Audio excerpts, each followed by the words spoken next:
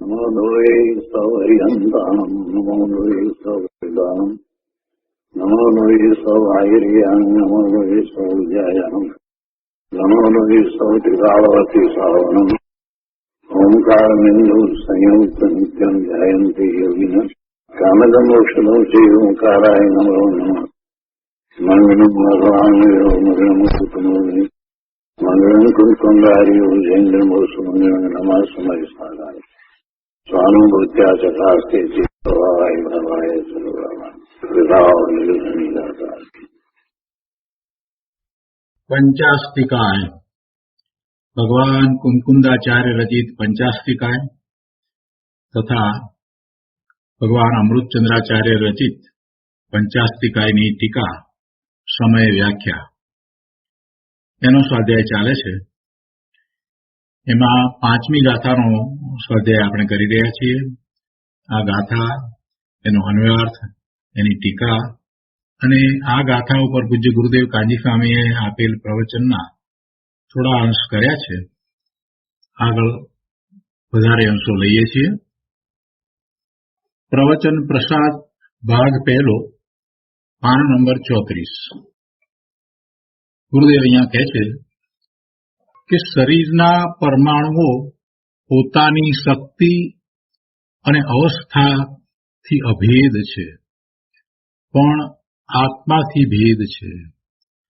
શરીરના પરમાણુઓને પોતાની શક્તિ, પરમાણુની શક્તિ અને એની દશા, એની અવસ્થા, એની પર્યાય એનાથી અભેદ પણ છે, પણ આત્માથી તો એ જુદા છે, ભિન્ન છે, ભેદ છે. એક ઉદાહરણ આપીને ગુરુદેવ આ વાત સમજાવે છે કે જેમ ગોળ અને ગળપણ એક છે, અગ્નિ અને ઉષ્ણતા એક છે, એટલે જે ગોળ છે એનાથી એનું ગળપણ નામનો ગુણ જુદો નથી. એ ગળપણ એ ગોળનો ગુણ છે, અથવા તો એને એમ પણ કહેવાય કે એની શક્તિ છે. ગુણ કહો કે શક્તિ કહો, તો જે પદાર્થ છે એની શક્તિ એ પદાર્થથી જુદી હોય નહીં, એના ગુણ એનાથી જુદા હોય નહીં. એ છે કે જેમ ગોળ અને ગળપણ એક છે, વળી અગ્નિ અને ઉષ્ણતા એક છે, તો એવી રીતે આ શરીર છે, એના પરમાણુઓ અને એની શક્તિ અને એની અવસ્થા એ અભેદ છે. પર્યાયની રીતે વિચાર કરીએ તો ગોળની જે પર્યાય છે એ પર્યાય પણ ગોળથી જુદી નથી. એટલે દરેક પર્યાય છે તે તેની શક્તિઓ અને અવસ્થાઓથી અભેદ છે અને બીજાથી જુદી છે, ભિન્ન છે, ભેદરૂપ છે. પર્યાય પણ દ્રવ્યથી જુદી નથી. દ્રવ્ય કોઈ એક પર્યાય સહિત જ હોય. કોઈ પણ કાળે દ્રવ્યને એક પર્યાય હોય, કોઈ એક અવસ્થા હોય, અને એ એક અવસ્થા છે તે એ દ્રવ્યથી જુદી નથી. દ્રવ્ય વિના અવસ્થા હોય નહીં. દ્રવ્ય હોય નહીં અને અવસ્થા એમ કેમ બને? એટલે દરેક દ્રવ્ય એની એક અવસ્થા સહિત જ હોય. કોઈ પણ સમયે જોઈએ તો એની એક અવસ્થા તો હોય જ, એક પર્યાય તો હોય જ. એટલે એ પર્યાય પણ એ દ્રવ્યથી જુદી નથી અને દ્રવ્યના ગુણો પણ પર્યાયથી જુદા નથી. એટલે શક્તિ અને અવસ્થા એ એનાથી જુદા નથી. શક્તિ અને અવસ્થા એનાથી જુદા નથી. દરેક પર્યાય છે તે તેની શક્તિઓ અને અવસ્થાઓથી અભેદ છે અને બીજાથી ભેદ છે. આ દ્રવ્યની સ્વતંત્રતાને સમજવાની જરૂર છે. દ્રવ્યનું આવું જ સ્વરૂપ છે. ગુરુદેવ કહે છે કે જીવની ઈચ્છા હોવા છતાં કેટલીક વાર બોલાતું નથી. જીવની ઈચ્છા હોવા છતાં કેટલીક વાર બોલાતું નથી. પક્ષઘાત વખતે ઈચ્છા હોવા છતાં શરીર ચાલતું નથી. કારણ કે વસ્તુ ભિન્ન ભિન્ન છે. શરીર અને વાણી એ જીવથી જુદા છે. જીવની ઈચ્છા છે, જીવને એવો ભાવ થયો કે બોલવું છે, જીવને એમ ભાવ થયો કે શરીરના હલનચલન કરવા છે, પરંતુ પક્ષઘાત વખતે, પેરાલિસિસ વખતે એ થઈ શકતું નથી. એટલે કે જીવ એ કરી શકતો નથી. જીવ શરીરના પરિણમન એ જેમ ઈચ્છે, જેમ ધારે તેમ કરી શકતો નથી. શરીરનું પરિણમન એના પોતાના કારણે થાય છે. વાણી એ પણ પૂતગળની પર્યાય છે, એટલે એ પણ એના પોતાના કારણે નીકળે છે. એમાં જીવ કાંઈ કરતો નથી. જીવ ભાવ કરે, બોલવાનો ભાવ કરે કે શરીરના હલનચલનનો ભાવ કરે, અને એ જેમ ભાવ કરે છે, જેમ ઈચ્છે છે એમ જ વાણી નીકળે, અથવા તો એમ જ શરીરના હલનચલન થાય, તો સમજવું કે એ વખતે એને પુણ્યનો ઉદય છે અને નિમિત્ત નૈમિત્તિક સંબંધ એવો જ છે. પણ એમ ન પણ થાય, એ ઈચ્છે એમ વાણી ન નીકળે, એ ઈચ્છે એ પ્રમાણે શરીરનું હલનચલન ન થાય, પેરાલિસિસ થયો હોય તો એ બધું નથી પણ થતું, તો સમજવું કે એ વખતે પાપ કર્મનો ઉદય છે. પણ એ પાપ કર્મનો ઉદય હોય કે પુણ્ય કર્મનો ઉદય હોય, શરીર એની ઈચ્છા પ્રમાણે પરિણમન કરે, એટલે કે જીવની જેવી ઈચ્છા છે એ પ્રમાણે પરિણમન કરે કે જીવની જેવી ઈચ્છા છે તે પ્રમાણે પરિણમન ન કરે, એ બંને સ્થિતિની અંદર ખરેખર તો જીવ સ્વતંત્રપણે જ પરિણમન કરી રહ્યું છે, અને શરીર પણ સ્વતંત્રપણે જ પરિણમન કરી રહ્યું છે. જીવની ઈચ્છા છે અથવા ઈચ્છા નથી, અને શરીરનું પરિણમન જીવની ઈચ્છા પ્રમાણે થાય છે અથવા તો જીવની ઈચ્છા પ્રમાણે નથી થતું. એ ગમે તે હોય, પણ બંને પરિણમનો સ્વતંત્ર છે. જીવનું પરિણમન સ્વતંત્ર છે, શરીરનું પરિણમન સ્વતંત્ર છે. એટલે જ્યારે જીવ ઈચ્છે ત્યારે એ શરીરના હલનચલન એવા જ થાય, એટલે એમાં નકામાના એમ મૂર્જાઈ ન જેવું કે જીવ ઈચ્છે એમ શરીરનું પરિણમન થાય છે, અથવા તો જીવ ઈચ્છે એમ વાણી નીકળે છે, એમ ક્યારેય મૂર્જાઈ ન જવું. થાય કે ન થાય એ સ્વતંત્ર જ છે. બંનેના પરિણમનો સ્વતંત્ર જ છે. એ બંનેના પરિણમનો સ્વતંત્ર જ છે. કોઈ વખતે એ બંને વચ્ચે આપણને સિન્ક્રોનાઇઝેશન જોવા મળે ને કોઈ વખતે સિન્ક્રોનાઇઝેશન જોવા ન મળે, પણ પરિણમન તો બંનેના થઈ જ રહ્યા છે. સ્વતંત્રપણે પરિણમી રહ્યું છે. બંને દ્રવ્ય સ્વતંત્રપણે જ પરિણમી રહ્યા છે. પૂતગળનું પરિણમન રોકાતું નથી, જીવનું પરિણમન પણ રોકાતું નથી. બધા પોતપોતાના ગુણ અનુસાર પરિણમન કરી રહ્યા છે. જીવ પોતાના સ્વભાવને અનુસરીને પરિણમન નથી કરતો, અને પરનું લક્ષ કરીને એ વિભાવ ભાવે થાય છે, તો એ વખતે એનું ઉપાદાન છે તે અશુદ્ધ ઉપાદાન છે, અને એવું એનું પરિણમન વિભાવ ભાવ રૂપે થાય છે. તો એ પરિણમન થાય એટલે કાંઈ શરીરે એ પ્રમાણે જ પરિણમન કરવું પડે એવો કોઈ નિયમ નથી. શરીરનું જે થતું હોય તે થાય, માત્ર સિન્ક્રોનાઇઝેશન થાય અથવા ન થાય. પણ જીવને અનાદિથી આ જ મિથ્યાત્વ વળગી રહ્યું છે.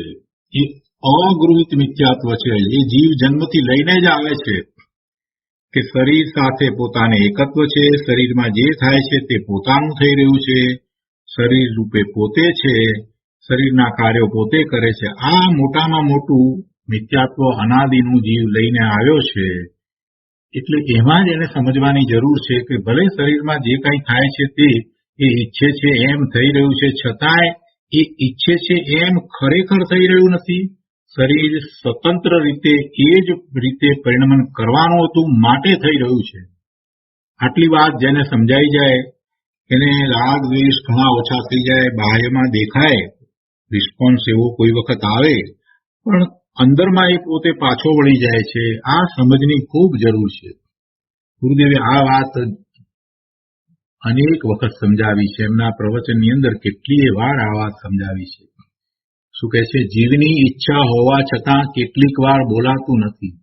પક્ષઘાત વખતે ઈચ્છા હોવા છતાં શરીર ચાલતું નથી, કારણ કે વસ્તુ ભિન્ન ભિન્ન છે.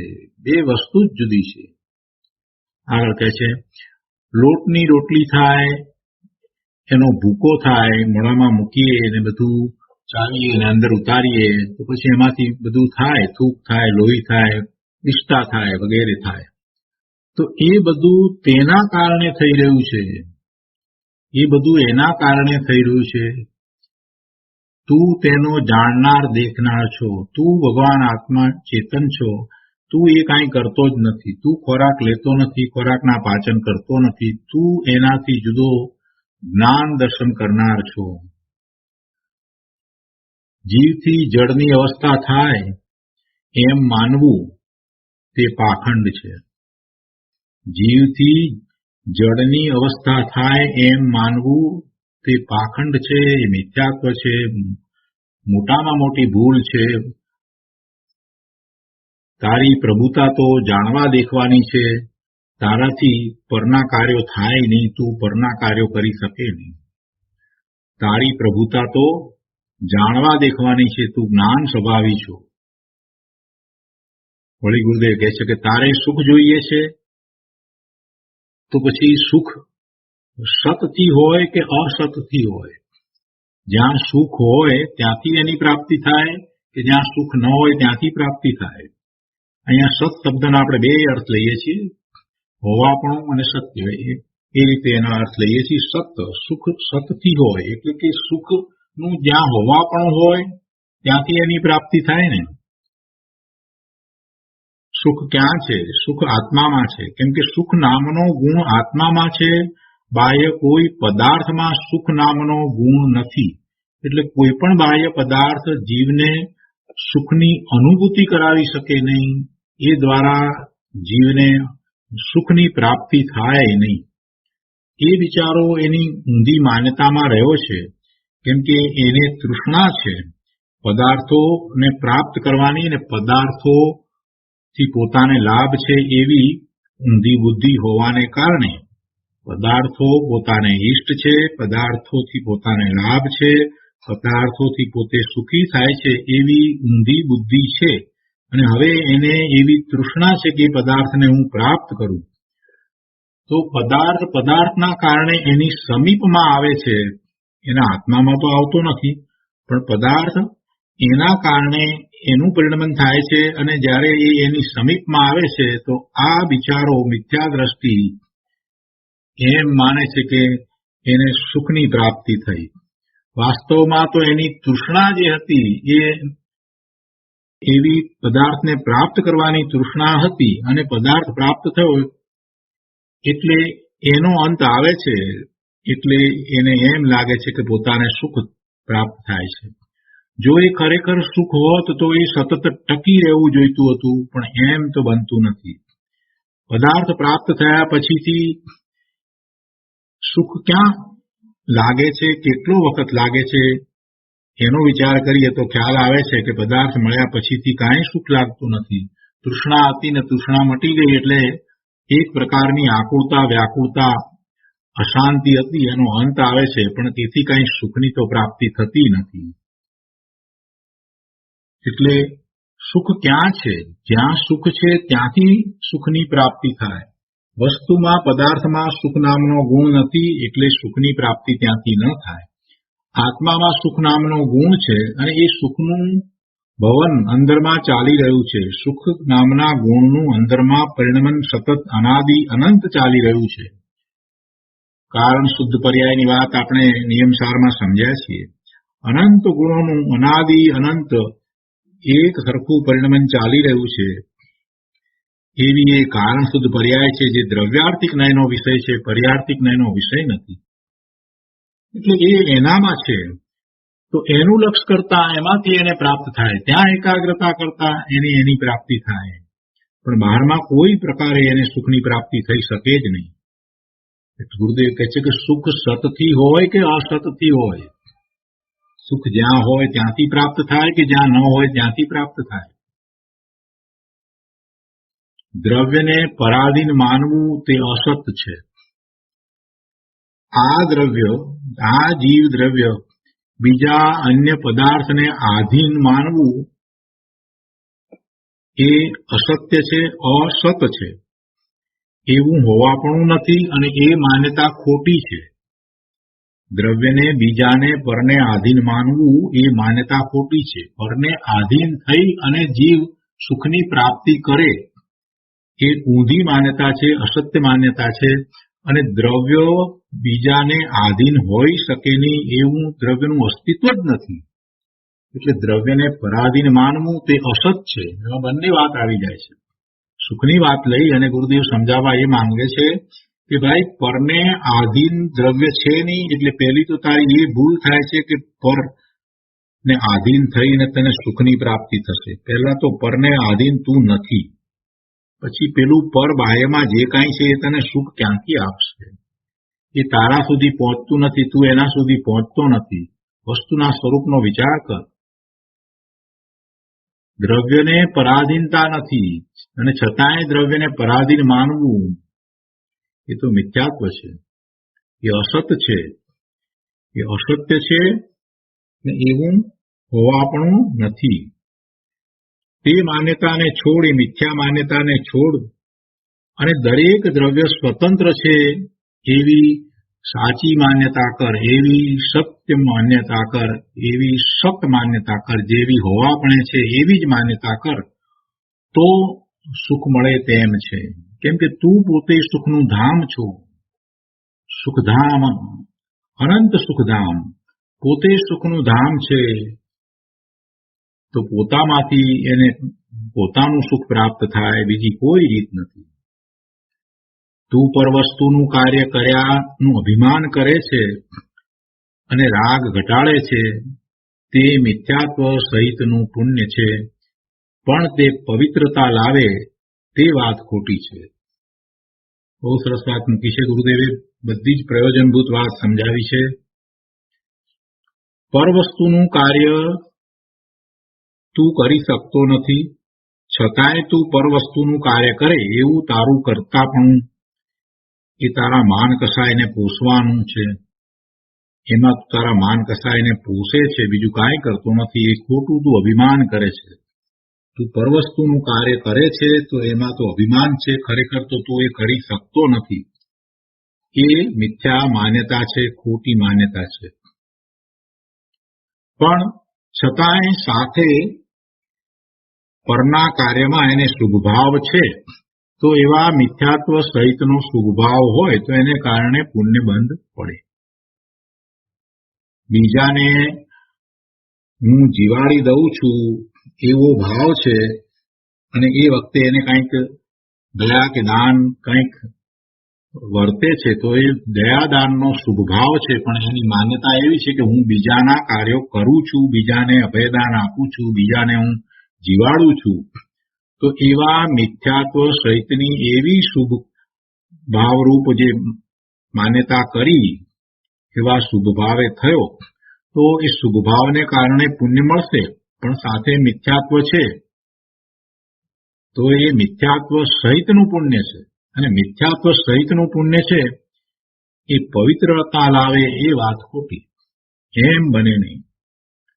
તું પરવસ્તુનું કાર્ય કર્યાનું અભિમાન કરે છે. અમે મંદિર બનાવ્યું, બરાબર છે, શુભભાવ છે, તે મંદિર માટે પૈસા આપ્યા અને મંદિર બન્યું. પણ પૈસા ક્યાં તારા હતા અને તું ક્યાં પૈસાને સ્પર્શે છે, તું ક્યાં પૈસાને આપે છે? તારો તો માત્ર શુભભાવ હતો. એટલે મંદિર બનાવવાનો શુભભાવ, એવો રાગ જ્યારે છે ત્યારે તને એટલો પરિગ્રહનો કસાય મંદ પડ્યો છે. કેમ કે તને દાનનો ભાવ આવ્યો છે ને, એટલે પરિગ્રહનો કસાય મંદ પડ્યો છે.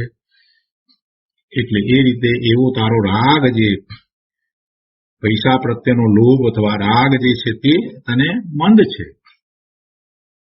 પણ તે માન્યતા તો એમ કરીને કહે તે મંદિર બનાવ્યું, એટલે તો તારી મિથ્યા માન્યતા છે. મંદિર મંદિરના કારણે બને છે. એટલે એવા અભિમાન સાથે ભલે તે રાગ ઘટાડ્યો હોય તો પણ એ રાગ ઘટાડવાને કારણે, શુભભાવે થવાના કારણે તને પુણ્યનો બંધ અવશ્ય પડશે. પણ એવા મિથ્યાત્વ સહિતના પુણ્ય દ્વારા પવિત્રતા આવે નહીં. પવિત્રતા ક્યાં પડી છે? પવિત્રતા પોતાના સ્વરૂપમાં છે. પોતાનું સ્વરૂપ પવિત્ર છે. એવા પોતાના પવિત્ર સ્વરૂપની પ્રાપ્તિ એનાથી થાય નહીં. અજ્ઞાની જીવ માને કે ન માને, વસ્તુ સ્વરૂપ તો જેમ છે તેમ છે. કોઈ એમ કહે કે અમે આ માનતા નથી. ભાઈ, તારા ન માનવાથી કાંઈ ફેર પડવાનો નથી. ભગવાનના જ્ઞાનમાં જે વાત આવી છે તે આમ જ છે. તું આજે માને તો આજ, કાલે માને તો કાલ, અને ઘણા કાળ સમય પછીથી માને તો ઘણા સમય પછીથી માન, પણ છેવટે તારે એ માન્યતા સ્વીકારવી જ પડશે. જેમ દિનેશ્વર ભગવાનના જ્ઞાનમાં દ્રવ્યની સ્વતંત્રતા, દ્રવ્યના પરિણમનની સ્વતંત્રતા અને આત્માના અનંત ગુણ વગેરેની જે કઈ વાત છે તે જેમ છે તેમ તારે સ્વીકારવી જ રહી.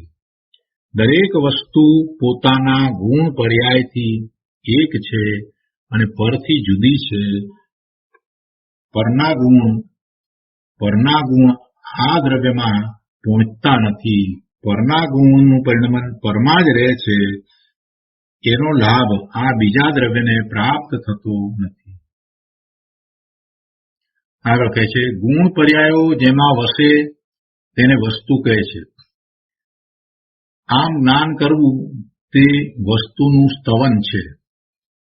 વસ્તુના સ્તવન વિના ભગવાનનું સ્તવન યથાર્થ નથી. આ વાત હવે ગુરુદેવ સમજાવે છે. વસ્તુનું સ્તવન કોને કહ્યું? જેવી વસ્તુ છે તેવી ગુણ પર્યાય સહિત માનવી સ્વીકારી લેવી. વસ્તુનું સ્તવન કોને કહ્યું? તો વસ્તુને જેવી છે તેવી એના ગુણ પર્યાય સહિત માનવી સ્વીકારવી, એને વસ્તુનું સ્તવન કહ્યું. ગુણ પર્યાયો જેમાં વસે તેને વસ્તુ કહે છે. અને આમ જ્ઞાન કરવું, આમ જ સ્વીકારવું, આમ જ માનવું, આમ જ શ્રદ્ધાન કરવું તે વસ્તુનું સ્તવન છે. વસ્તુના સ્તવન વિના એટલે વસ્તુના સાચા સ્વરૂપને જાણ્યા વિના, એના સાચા શ્રદ્ધાન વિના ભગવાનનું સ્તવન યથાર્થ નથી.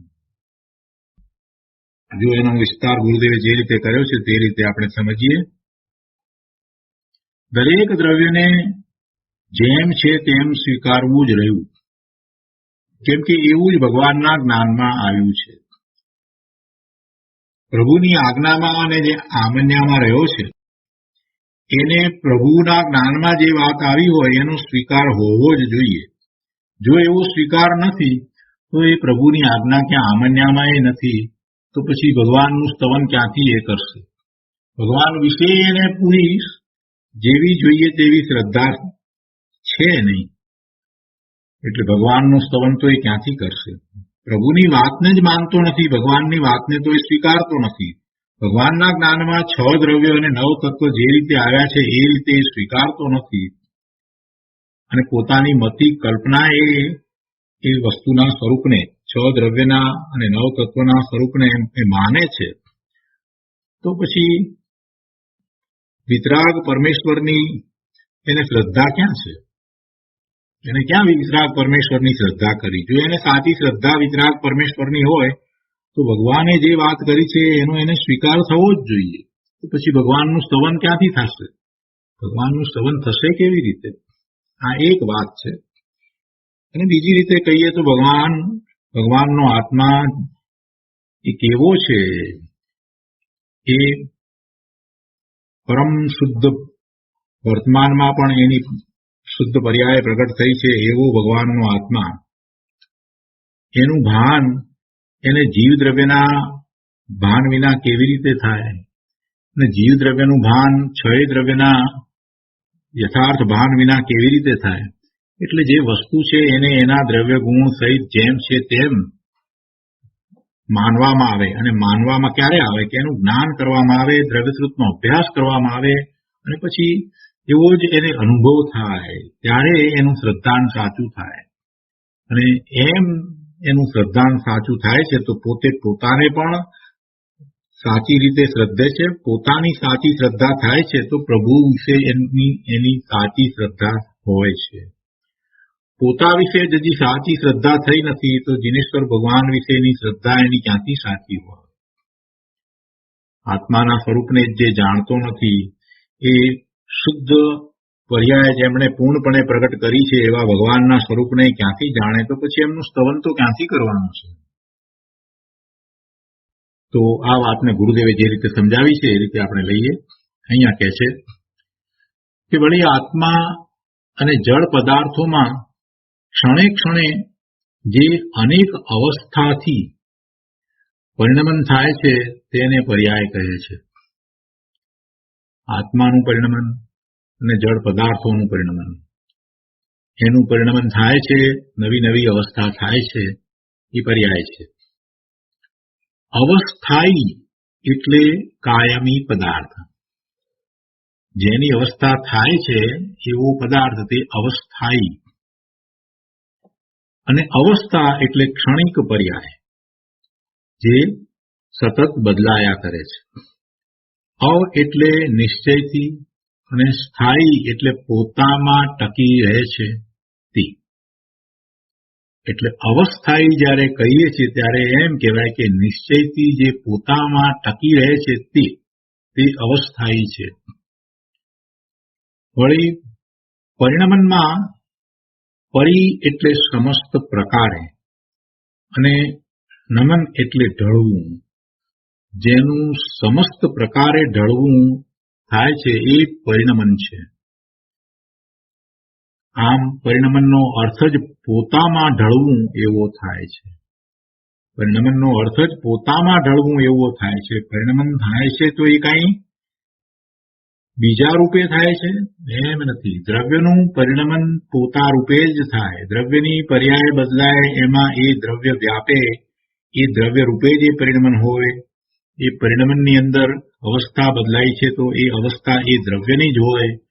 એમાં બીજા દ્રવ્યના કોઈ ગુણ હોય નહીં. બીજા દ્રવ્ય એને કોઈ રીતે કાંઈ કરી શકે નહીં. બીજા કોઈ દ્રવ્યની એની ઉપર અસર હોય નહીં.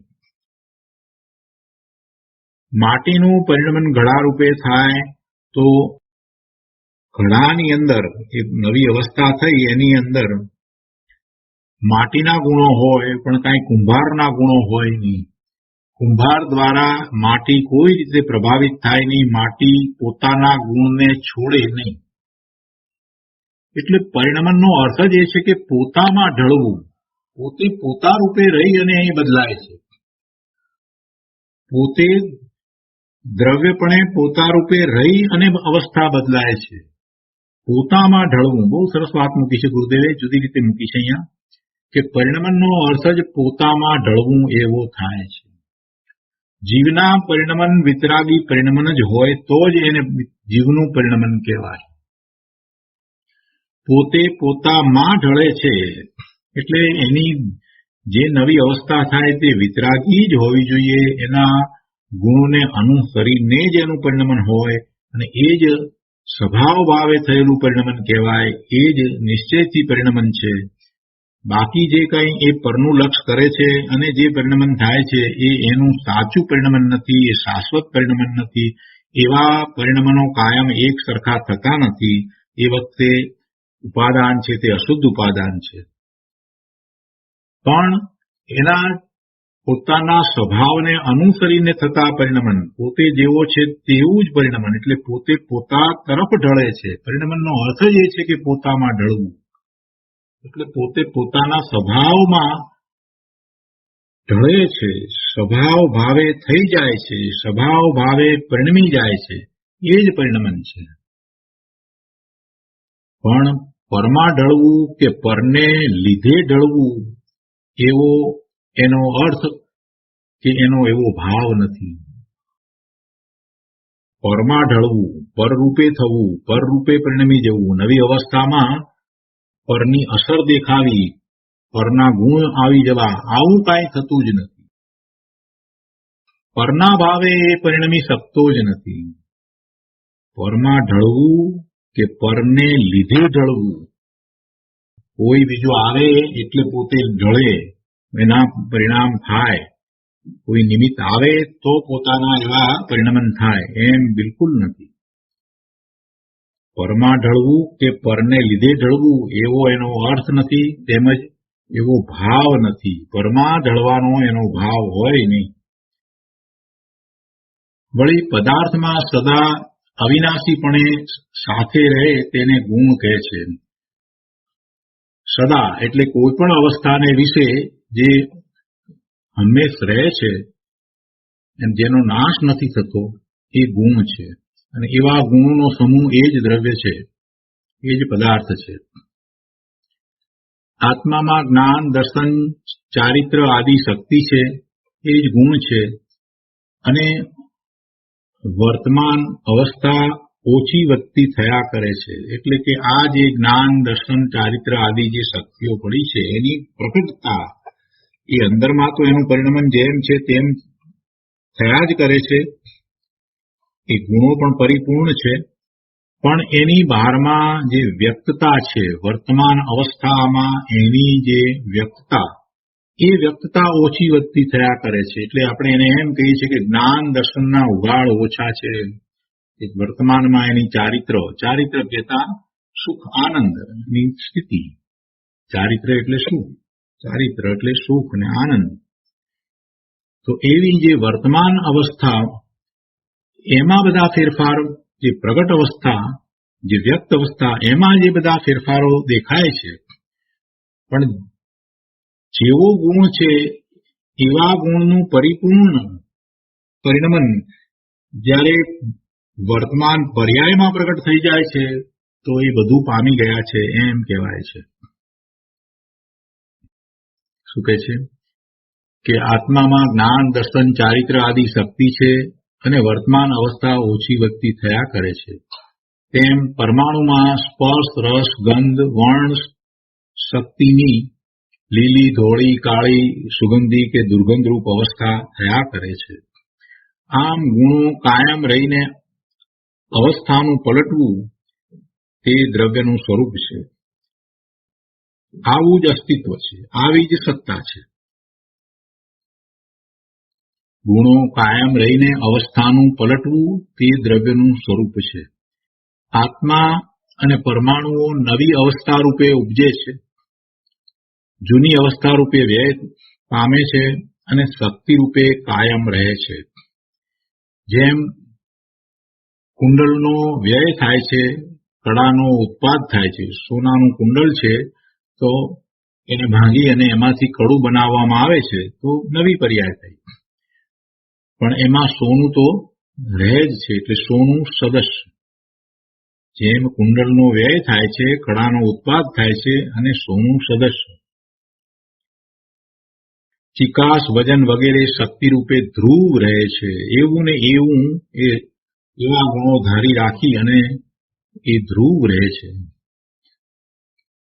ગુણ પર્યાયો જેમાં વસે તેને વસ્તુ કહે છે અને આમ જાણવું તે વસ્તુનું સ્તવન છે. તે સ્તવન વિના,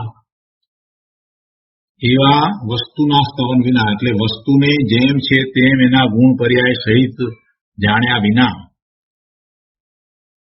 પરના સ્તવન એટલે કે ભગવાનના સ્તવન નકામા છે. વસ્તુ એટલે પોતાનો આત્મા, પોતાના ગુણ પર્યાયને જેમ છે તેમ યથાર્થ જાણ્યા વિના, એના સ્તવન વિના પરના એટલે બધા જ પદાર્થોના, બીજા પોતાથી જુદા છે એના સ્તવન એને કોઈ રીતે કાર્યકારી નથી. અને બીજા બધા પર કહ્યું એટલે પરમાં પછી સાક્ષાત જીનેશ્વર ભગવાનના સ્તવન પણ આવી ગયા. એટલે ખરેખર તો પોતે જ્યાં સુધી પોતાને જાણતો નથી ત્યાં સુધી ભગવાનનું સ્તવન જે કરે છે તો એ સાચું સ્તવન નથી, એ નિરર્થક છે, એ કોઈ રીતે કાર્યકારી થતું જ નથી. કેમ કે ભગવાનના સ્વરૂપને તો એને જાણ્યું નથી. પોતાને ન જાણે તો પછી ભગવાનને કેવી રીતે જાણે? અને જ્યાં સુધી જાણતો નથી તો સ્તવન બધું કર્યું એ શું કર્યું? એ તો કોઈક શબ્દો છે જેના વાચને એ ખરેખર જાણતો નથી. વાચક શબ્દો ભગવાનને જયારે કોઈ પણ વાચક શબ્દ દ્વારા એનું વર્ણન કરવાનો પ્રયત્ન કરે છે તો વાચક શબ્દ દ્વારા એ વાચ્ય તો એને અંતરમાં આવ્યું નથી, તો પછી સ્તવન કેવું? ભલે સ્તવન કરવાનો સ્વભાવ હોય પણ સ્તવન થતું નથી. હવે અહીંયા એક ઉદાહરણ આપી અને ગુરુદેવ વાત સમજાવે છે કે પુરુષાર્થ ખરેખર કઈ રીતે કરવો જોઈએ, કયા પ્રકારે પુરુષાર્થ થાય. આ વસ્તુનું સ્તવન જે કહ્યું એટલે પોતાના આત્માને જાણવો, અને એમ જાણપણું કર્યા વિના ભગવાનને પણ એ જાણતો નથી, ભગવાનનું સ્તવન થતું નથી. એટલે એના અનુસંધાનમાં જ આ વાત કરી છે ગુરુદેવ અહીંયા કહે છે, એમાં ઉદાહરણ એ રીતે લીધું છે કે ભર નીંગળ ગુમડું બહારના પાટાપિંડીથી મટતું નથી. એ મોટું એબ્સેસ થયું છે, ગુમડું થયું છે, અંદરમાં રસી ભરેલું પડ્યું છે, તો એ છે કે એ બહારના પાટાપિંડીથી મટતું નથી. એની ઉપર ચેકો મૂકી અને એમાંથી રસી કાઢવું પડે અને મૂળમાંથી બધું રસી નીકળે ત્યારે એની રૂજ આવે. તો કે છે કે તેવી રીતે મિથ્યાત્વરૂપી બગાડ બહારના ક્રિયાકાંડથી મટતો નથી. મિથ્યાત્વરૂપી બગાડ બહારના ક્રિયાકાંડથી મટતો નથી. જેમ ભર નીંગળ ગુમડું બહારના પાટાપિંડીથી મટતું નથી, તેમ મિથ્યાત્વરૂપી બગાડ બહારના ક્રિયાકાંડથી મટતો નથી. અહીંયા કહે છે, લોકો સમજ્યા વિના ક્રિયાકાંડ અને સામાયિક વગેરે કરે છે. સમજ્યા વિના, વસ્તુ સ્વરૂપને સમજ્યા નથી, આત્માના સ્વરૂપને સમજ્યા વિના સામાયિક ક્યાંથી થાય? અને આ ક્રિયાકાંડ જે કરે છે એમાં શરીરની જે ક્રિયા થાય એનું કરતાપણું પોતે રાખીને બેઠા છે. એ વખતે શરીરની એમ ક્રિયા થવાની હતી તો થઈ, એમાં તારું શું છે? તારો તો ભાવ છે, અને જે ભાવ છે તે જો શુભ ભાવ છે તો કદાચ તને પુણ્યનો બંધ પડશે, પણ મિથ્યાત્વ સહિત પુણ્યનો બંધ છે એ તારી પવિત્રતા પ્રગટ કરવામાં કોઈ રીતે ઉપયોગી નહીં થાય. શું કહે છે ગુરુદેવ કે લોકો સમજ્યા વિના ક્રિયાકાંડ અને સામાયિક વગેરે કરે છે. સામાયિકના સ્વરૂપને જાણતો નથી અને સામાયિક કરે છે. અહીંયા કહે છે, પણ ભાઈ તેવી અજ્ઞાનરૂપી ક્રિયાથી કસાય મંદતા હોય તો પુણ્ય થાય, પણ સંસાર માટે નહીં. અજ્ઞાનરૂપી ક્રિયાથી કસાય મંદતા હોય તો પુણ્ય થાય, પણ સંસાર માટે નહીં. ક્રોધ, માન, માયા, લોભ અને 9 પ્રકારના 9 કસાયો એની મંદતા હોય એથી ધર્મ નથી થતો. કેમ કે એ ક્યાં એનું સ્વરૂપ જ છે, એનામાં કસાયો છે જ નહીં, અને કસાયો હોવા જ ન જોઈએ. એટલે કસાયની મંદતા થઈ, કસાયની મંદતા છે એટલે જે એને બંધ પડે છે તો એમાં પુણ્ય પ્રકૃતિનો બંધ પડે છે, અને કસાયની તીવ્રતા છે એને બંધ પડે છે તો પાપ પ્રકૃતિનો બંધ પડે છે. એટલે કસાયની મંદતાને કારણે જે બંધ પડે છે તે બંધ પુણ્ય પ્રકૃતિનો હોય છે. બંધ તો પડે જ છે, એ બહારમાં રહ્યો છે, સ્વભાવ ભાવે નથી, શુદ્ધ ભાવે નથી, સ્વરૂપમાં રહ્યો નથી, એટલે એને બંધ તો પડશે જ. હવે એમાં કસાય મંદ છે તો પછી પુણ્યની પ્રકૃતિનો બંધ પડે, અને કસાયની તીવ્રતા છે તો પાપની પ્રકૃતિનો બંધ પડે. એટલે એવો ભલે ને પુણ્યનો બંધ પડે તોય શું, છેવટે તો બંધ તો પડ્યો જ, બંધ પડ્યો એટલે સંસાર તો રહ્યો જ, સંસાર મટતો નથી. આગળ કહે છે, ભર નીંગળ ગુમડું હોય તેની અંદર બગાડ હોય છે, પણ બગાડ નીકળ્યા વિના ઉપર પાટાપિંડી બાંધે તો થોડો વખત રૂજ આવી હોય એમ લાગે, ઉપરથી રૂજાયેલું લાગે, પણ અંદરમાં એ રસી ભર્યું પડ્યું છે. અંદરમાં બગાડ તો રહ્યો જ છે, પણ અંદરથી ગુમડું મૂળમાંથી ગયું નથી, તેથી ફરીથી રસી નીકળે છે. તેમ આત્મા વસ્તુ છે, તેમાં જ્ઞાન આદિ કાયમી વસ્તુઓ છે એટલે ગુણો છે, અને તેમાં સમયે સમયે થતી અવસ્થા પોતાને લીધે છે. હવે આ વાતને તો એ સમજ્યો જ નથી. દરેક વસ્તુ જે છે તે આ જ રીતે છે. દરેક દ્રવ્ય જુદું જુદું છે, પૃથક પૃથક સ્વતંત્ર છે, અને દરેક દ્રવ્યની અંદર એના પોતાના ગુણો છે, અને એની અવસ્થા પણ એને પલટવું થાય છે, ગુણ પણ એ ધ્રુવ રહે છે. તો એમ દરેક દ્રવ્ય પૃથક પૃથક સ્વતંત્ર છે એમ માન્યા વિના મિથ્યાત્વરૂપી ભર નીંગળ ગુમડું મટશે નહીં. એવી મિથ્યા માન્યતાને દૂર કર્યા વિના એને સુખ શાંતિ આનંદની પ્રાપ્તિ થાય નહીં. થોડો વખત કસાય મંદ કરે તો શુભ બંધાય છે, પણ વાસ્તવિક શાંતિ મળતી નથી, અને જન્મ મરણના આરા આવતા નથી, ભવના ભ્રમણ ટળતા નથી. આગળ કહે છે, અજ્ઞાની જીવો આત્માને સમજ્યા વિના ધ્યાન કરવા માંગે છે, પણ સમજણ વિના ધ્યાન હોય નહીં. પોતાના સ્વરૂપને જ્યાં સુધી એને જાણ્યું નથી, દ્રવ્યશ્રુતના અભ્યાસ દ્વારા એનો નિર્ણય કર્યો નથી કે કોણ પોતે છે, પોતાનું સ્વરૂપ કેવું છે, એનો જ્યાં સુધી નિર્ણય નથી થયો ત્યાં સુધી કોઈ ધ્યાન થઈ શકતું નથી.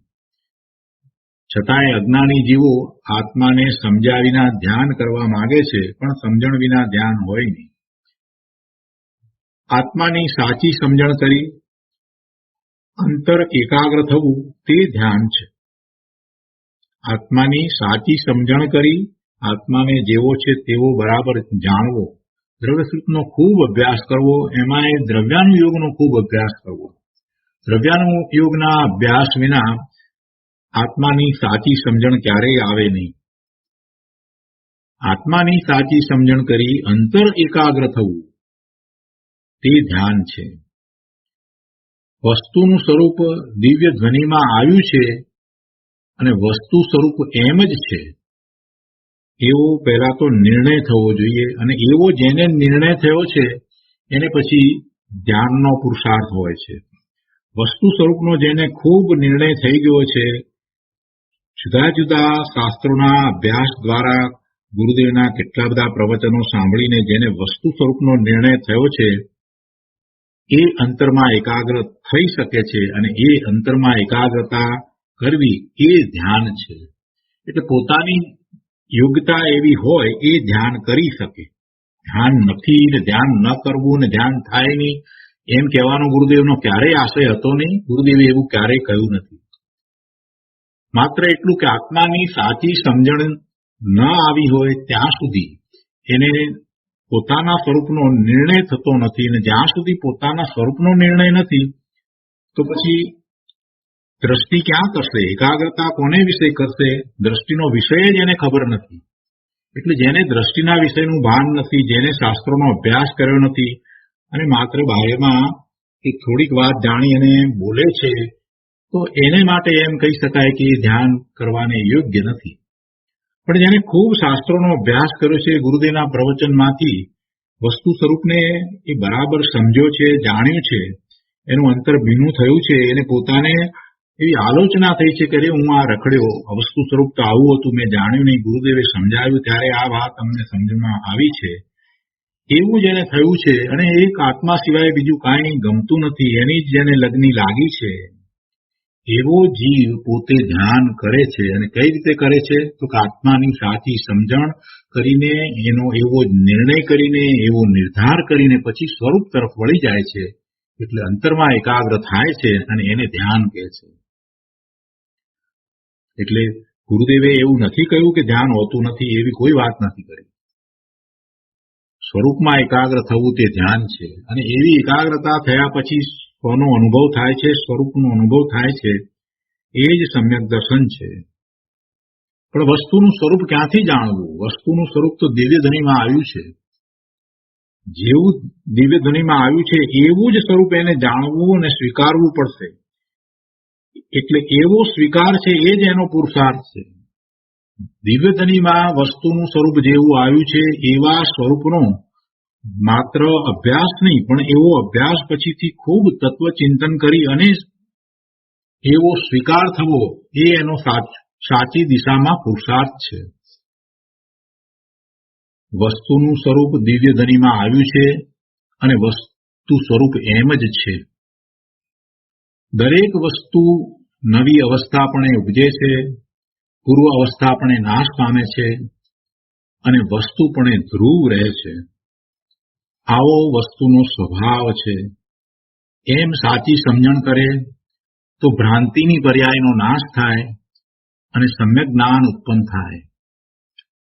પોતે વર્તમાન પર્યાય જેવડો નથી, પોતે વર્તમાન પર્યાય મલિન હોવા છતાં પણ દ્રવ્ય રૂપે શુદ્ધ છે, પરિપૂર્ણ છે, પરની અપેક્ષા વિનાનો છે, પોતાનો પુરુષાર્થ પોતાના સ્વરૂપને વિશે કરવા માટે સક્ષમ છે.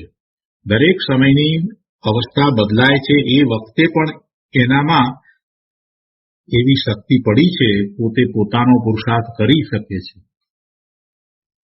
આટલી સમજ હોય તો એને ભ્રાંતિ દૂર થઈ જાય છે, પછી પુરુષાર્થ ઉપડે છે. એટલે ભ્રાંતિની પર્યાય કેવી છે? તો કે વર્તમાન સંસાર પર્યાય છે, એ પર્યાયને પોતાની માનવી, પોતાને એ પર્યાય જેવડો માનવો, પોતાને સિદ્ધત્વ પ્રગટ કરી શકે નહીં એવો માનવો, એ બધી ભ્રાંતિ છે. તો એવી વર્તમાન પર્યાયને જોઈને એને જે ભ્રાંતિ છે એનો નાશ થાય, એટલે કે પોતાના આત્માનું મહાત્મા આવતા એવી ભ્રાંતિનો નાશ થાય, તો જ પછી આગળ વાત બનશે. પણ એ અત્યારે પોતાને એમ માને કે અમે આવું ના કરી શકીએ, અમારી તો પર્યાયમાં મલિનતા છે, આમ છે, તેમ છે, પોતાને નિર્માલ્ય માનશે ત્યાં સુધી એ ભ્રાંતિમાં જ રહ્યો છે. પોતે ભગવાન આત્મા જ્ઞાન સ્વરૂપ છે એવું જ્યાં સુધી નિર્ણય નથી કરતો, પોતાના દ્રવ્ય તરફ દ્રષ્ટિ કરી, સવિકલ્પ દશામાં પોતાના દ્રવ્ય તરફ દ્રષ્ટિ કરીને પોતાના અનંત ગુણ રૂપ સામર્થ્યનો સ્વીકાર જ નથી કર્યો અને વર્તમાનમાં પોતાની મલિનતાનો જ જે વિચાર કર્યા કરે છે, એ જીવ ક્યારેય સમ્યક્ત્વ પ્રગટ કરી શકતો નથી. એટલે નિર્મલ્યતા અને પોતામાં શક્તિ નથી, આવી બધી વાત જે છે એને છોડવી. એ વર્તમાન અવસ્થા છે, એ કાયમ રહેતી પણ નથી. એટલે એ બધી ભ્રાંતિ છે. પોતે દ્રવ્યથી શુદ્ધ છે, પરિપૂર્ણ છે અને પોતાના પૂર્ણ શુદ્ધ સ્વરૂપને પ્રગટ કરી શકવા માટે સામર્થ્યવાન છે. વળી પોતાનું એવું શુદ્ધ સ્વરૂપ છે, ભગવાનના જ્ઞાનમાં પોતે સિદ્ધ સમાન જણાયો છે, આનો સ્વીકાર કરીને આખો પુરુષાર્થ હોય છે. એટલે વર્તમાન જે ભ્રાંતિ છે, એ ભ્રાંતિની પર્યાય છે, એનું લક્ષ્ય છોડીને એને દ્રવ્ય દ્રષ્ટિ કરતા પછી આખો પુરુષાર્થ એ રીતે થતા સમ્યક જ્ઞાન થાય છે. આગળ કહે છે, બીજા દિવસનું બીજું પ્રવચન છે, એમાં ગુરુદેવ સમજાવે છે કે સર્વજ્ઞ ભગવાને કેવળ જ્ઞાન વડે આ જગતમાં 6 પદાર્થો જોયા છે. તે 6 અસ્થિરૂપ છે અને તેમાંથી 5 અસ્થિકાય રૂપ છે. જીવ, પૂતગળ, ધર્માસ્થિકાય, અધર્માસ્થિકાય, આકાશ અને કાળ, એ 6 દ્રવ્યોમાંથી કાળ સિવાયના 5 અસ્થિકાય છે. આ બધા દ્રવ્યો, આ 6 દ્રવ્યો પોત પોતાના ગુણ પર્યાય સહિત ટકી રહેલા છે. પોત પોતાના ગુણ પર્યાય સહિત ટકી રહેલા છે.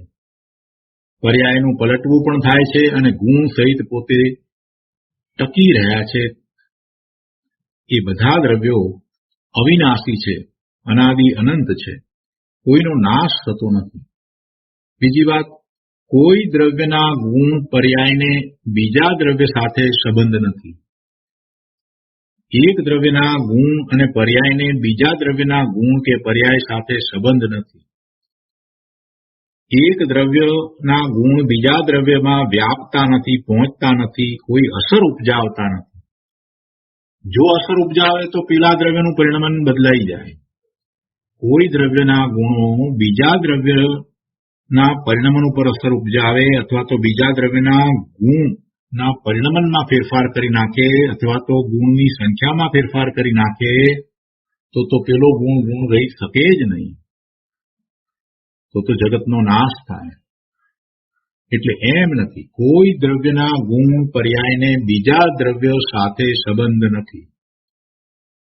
પદાર્થોનો અસ્તિત્વ સ્વભાવ છે, હોવાપણાનો સ્વભાવ છે, જે અનાદિ અનંત છે. એટલે કે એની પદાર્થોની, દ્રવ્યોની કોઈ ઉત્પત્તિ થઈ નથી. એ અનાદિથી છે ને છે અને એનો નાશ નથી. પણ એમાં પર્યાયોનું પલટવું થાય છે અને વસ્તુ મૂળ દ્રવ્ય ધ્રુવપણે ટકીને કાયમ રહે છે. એટલે ગુરુદેવ કહે છે કે પદાર્થોનો અસ્તિત્વ સ્વભાવ છે તે ઉત્પાદ વ્યય ધ્રુવતા સહિત છે. એવું જ અસ્તિત્વ છે. જેવું દ્રવ્ય છે અને દ્રવ્યનું જેવું પરિણમન થાય છે એ જ એનું અસ્તિત્વ છે. એ વાત અગાઉ ચોથી ગાથામાં પણ આવી. એટલે તે ધ્રુવપણે ટકીને નવી પર્યાય ઉપજે છે. ધ્રુવપણે ટકી રહે છે અને નવી નવી પર્યાય પણ ઉપજે છે અને જૂની પર્યાય પણ નાશ પામે છે. દ્રવ્ય નાશ પામતું નથી, પર્યાયનો નાશ થાય છે, અવસ્થાનો નાશ થાય છે. દ્રવ્ય તો ટકીને રહે છે. લોકોને એમ લાગે છે કે શરીરની ક્રિયાથી ધર્મ થાય છે, પણ આત્માના પરિણામમાં પોતે શું કર્યું તે તો જોતા નથી. શરીરની ક્રિયાથી જે ધર્મ માને છે એને ગુરુદેવ સમજાવે છે કે ભાઈ એમાં આત્માએ શું કર્યું. આત્મા તો એક તણખલાના બે ટુકડા કરી શકતો નથી, તણખલાને સ્પર્શી શકતો નથી, તો આ શરીરને ક્યાંથી સ્પર્શે, શરીરનું શું કરે, શરીરનું કાંઈ કરતો નથી. શરીરની જે ક્રિયા થાય છે તે સ્વતંત્રપણે થાય છે, કેમ કે એક દ્રવ્યને બીજા દ્રવ્ય સાથે કાંઈ સંબંધ નથી. એ તો પહેલી વાત કહી દીધી. અને એક દ્રવ્યનું જે પરિણમન થાય છે અને નવી અવસ્થા થાય છે એમાં બીજું દ્રવ્ય કાંઈ કરતું નથી.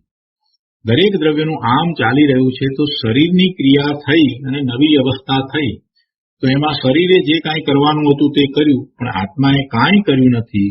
તો શરીરની ક્રિયાથી આત્માને શું લાભ થયો, આત્માએ એમાં શું કર્યું, આત્માના પરિણામ શરીરના જે પરિણામ છે એમાં કઈ રીતે થયા. આત્માના પરિણામ આત્માને વિશે થયા, શરીરના પરિણામ શરીરને વિશે થયા. એટલે બંને પરિણામો જુદા જુદા છે. કોઈ કોઈના પરિણામને કરતું નથી, કોઈ કોઈના પરિણામમાં ફેરફાર પણ કરાવી શકતું નથી. પણ લોકોને એમ લાગે છે કે આ શરીરના પરિણામ, શરીરની જે ક્રિયા થઈ, શરીરનું નમવું થયું, શરીરમાં બે હાથનું જોડાવું થયું, તો એ બધાથી આત્માને ધર્મ થાય છે. પણ એમ નથી. આત્માના પરિણામમાં શું થયા, આત્માના પરિણામમાં તો એના ભાવ હતા.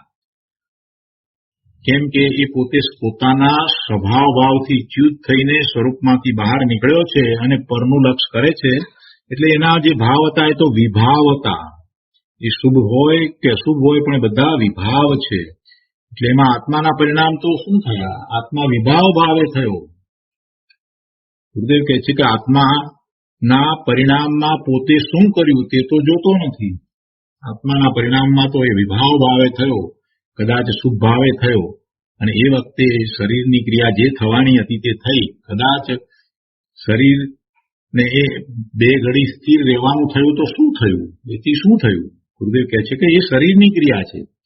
શરીર બે ઘડી સ્થિર થયું, સામાયિક લઈને બેઠો બે ઘડી માટે, એટલે શરીર બે ઘડી સ્થિર થયું, તો એ તો જડની પર્યાયનો ઉત્પાદ છે. એમાં આત્માએ શું કર્યું, આત્મા તો એનાથી જુદો છે.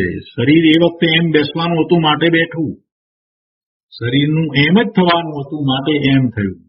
બહુ સરસ વાત કરી છે ગુરુદેવે. કેમ કે આખો પુરુષાર્થ જે છે એ અંતરંગ છે, અને એ વાત એ સમજ્યો નથી.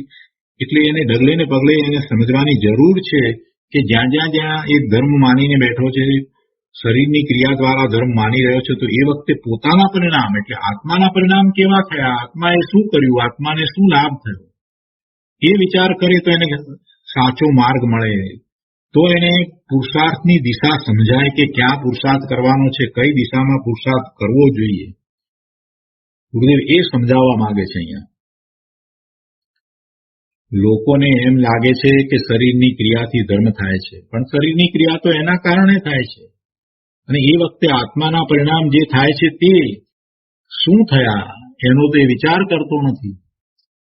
શરીર બે ઘડી સ્થિર થયું તે તો જડની પર્યાયનો ઉત્પાદ છે. તેના પરિણામમાં આત્માનો અધિકાર છે જ નહીં. શરીરને સ્થિર રાખવામાં આત્માનું કોઈ કાર્ય નથી, આત્માનો એમાં અધિકાર જ નથી. એટલે તેમાં આત્માની સામાયિક નથી. સામાયિક કરે છે તો એમાં શરીર એક જગ્યાએ બેઠું છે, રહ્યું છે, તો એમાં આત્માએ કાંઈ કર્યું નથી, આત્માનો એ અધિકાર નથી. શરીર શરીરના કાર્ય રૂપે રહ્યું છે. શરીરનું એ વખતે એવું પરિણમન થવું, એવી અવસ્થા થવી, એ બધું શરીરનું જ છે. આત્મા એમાં કાંઈ કરતો નથી. આત્મા ભાવ કરે એટલે શરીરે એમ થવું જોઈએ એ વાત તો છે જ નહીં. એ તો આપણે સિદ્ધ કર્યું. એટલે એવી સામાયિકમાં એ એમ માને કે મેં સામાયિક કરી, તો કહે છે કે એમાં આત્માની સામાયિક નથી. આત્માનું અસ્તિત્વ તો આત્માના ઉત્પાદ વ્યય ધ્રુવમાં છે. ધ્રુવ પણ એ પોતે ટકી રહ્યો છે અને પોતાના પરિણામ એક પછી એક નવા નવા થાય છે. પૂર્વના પરિણામનો વ્યય થાય છે, પૂર્વની અવસ્થાનો વ્યય થાય છે, અને નવા પરિણામ નવી અવસ્થાઓ થાય છે. તો એવા પરિણામ એ આત્માના પરિણામ, એનો એને વિચાર કરવાનો છે. જે ધ્રુવ પણ ટકીને રહ્યું છે એ તો એવું ને એવું જ રહ્યું છે. એ ધ્રુવનું જે લક્ષ કરે છે એને એના જે પરિણામ થાય છે એ ધ્રુવ તરફ ઢળતા પરિણામ થાય છે.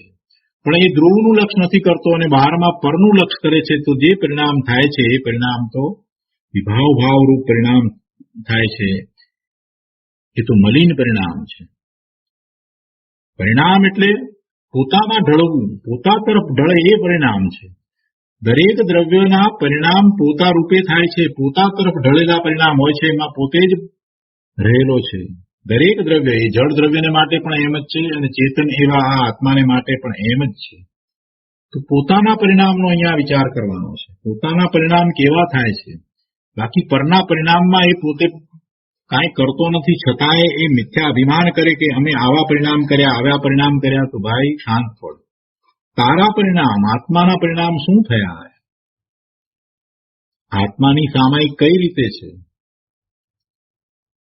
આત્માના અસ્તિત્વનો તો વિચાર કર. આત્મા તો ધ્રુવ રહ્યો છે અને એના પરિણામ જે થઈ રહ્યા છે એ તો નિર્મળ પરિણામ જ હોય. એ જ ધ્રુવ તરફ ઢળતા પરિણામ જ હોય. એ તો વિતરાગી પરિણામ જ હોય. એ તારા પરિણામ તો છે, એવા પરિણામ નથી. અને પોતાના પરિણામ શરીરની ક્રિયાથી થતા નથી. શરીરની ક્રિયાથી પોતાના પરિણામ થતા નથી અને પેલા નિર્મળ પરિણામ નથી. તો જે પરિણામ થયા છે એ કેવા પરિણામ છે? એ જીવના વિભાવ પરિણામ છે. એટલે ગુરુદેવ અહીંયા સમજાવે છે કે પોતાના પરિણામ શરીરની ક્રિયાથી થતા નથી, છતાં શરીરની ક્રિયાથી પોતાના ઉત્પાદ વ્યય ધ્રુવ માનવા તે મિથ્યાત્વ છે. એ પરિણામોને પોતાના માનવા, પોતે એ રૂપ થાય છે એમ માનવું, એ બધું મિથ્યાત્વ છે. પોતે શરીર રૂપ થતો નથી, શરીરની ક્રિયારૂપ થતો નથી. શરીરની ક્રિયા થઈ અને એ ક્રિયા થવાથી જે જે પરિણામ શરીરના થાય છે એમાં જે ઉત્પાદ વ્યય પર્યાયના છે એને પોતાના માનવા આ મિથ્યાત્વ છે. અરે શરીરને જે પૂતગળ દ્રવ્યનો સ્કંદ છે એને પોતાનો માનવો એ મિથ્યાત્વ છે. પોતામાં શુભ પરિણામ થાય તે પણ ક્ષણિક પર્યાય છે અને તેના જ આધારે ધર્મ માની લે તો તેને દ્રવ્ય ગુણને ન માન્યા પણ પર્યાયને જ આખું દ્રવ્ય માન્યું, એટલે તે પણ પર્યાય મૂંડ છે. શુભ પરિણામ થયા એ જીવના પરિણામ થયા. શુભ પરિણામના આધારે એ ધર્મ માની લે. જે શુભ પરિણામ બંધનું કારણ છે, આશ્રવ અને બંધનું કારણ છે, એને એ મુક્તિનું કારણ માની લે. એ તો મિથ્યાત્વ થયું. એ બંધાઈ રહ્યો છે ને એ એમ માને કે હું મુક્ત થઈ રહ્યો છું. શુભ ભાવને કારણે એ ખરેખર તો બંધ કરે છે, બંધાઈ રહ્યો છે અને એ એમ માને છે કે હું છૂટું છું, હું મુક્ત થાઉં છું. તો આ મિથ્યાત્વ છે.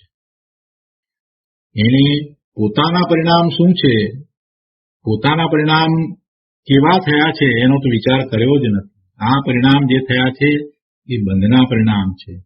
પોતાના પરિણામ, નિર્મળ પરિણામ કેવા હોય તો પોતાના દ્રવ્યને ઓળખે, પોતાના ગુણને ઓળખે, પોતાના સ્વભાવને જાણે અને એનો એવો જ સ્વીકાર કરે, એનું લક્ષ કરે તો પોતાના પરિણામનો એને ખ્યાલ આવે કે પોતાના તો આવા પરિણામ હોય. પોતે સ્વભાવે થાય એ એના પરિણામ હોઈ શકે. બાકી વિભાવ ભાવે જે પરિણામ થાય છે એ ખરેખર વાસ્તવમાં નિશ્ચયથી તો એના પરિણામ પણ નથી. જો એ એના પરિણામ હોય તો સિદ્ધ ભગવાનને પણ થવા જોઈએ, પણ એમ થતું નથી. શુભાશુભ ભાવરૂપ પરિણામ સિદ્ધ ભગવાનને ક્યારેય હોતા નથી. એટલે એ પોતે પોતાના દ્રવ્ય ગુણને બરાબર જેમ છે તેમ સ્વીકારે તો જ આખો પુરુષાર્થ છે. બાકી આ શુભભાવ દ્વારા ધર્મ માની લે તો એમાં એને ખરેખર દ્રવ્ય ગુણને માન્યા જ નથી. પોતાનું જે સ્વરૂપ છે એને જેમ છે તેમ એને માન્યું નથી, સ્વીકાર્યું નથી, એવું એને શ્રદ્ધાને થયું નથી.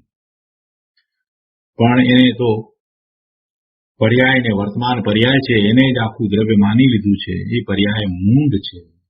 જે દ્રવ્ય દ્રષ્ટિ છે તે સમ્યક દ્રષ્ટિ છે. દ્રવ્યની દ્રષ્ટિ કરતા જ સમ્યક તો થાય છે. તો આજનો સ્વાધ્યાય અહીંયા સુધી રાખીએ છીએ. વધુ વિસ્તાર આપણે આવતી વખતે લઈશું. હવે સુખધામ બોલીએ. સુખધામ અનંત સુસંત ચરી દિન રાત રહે તદ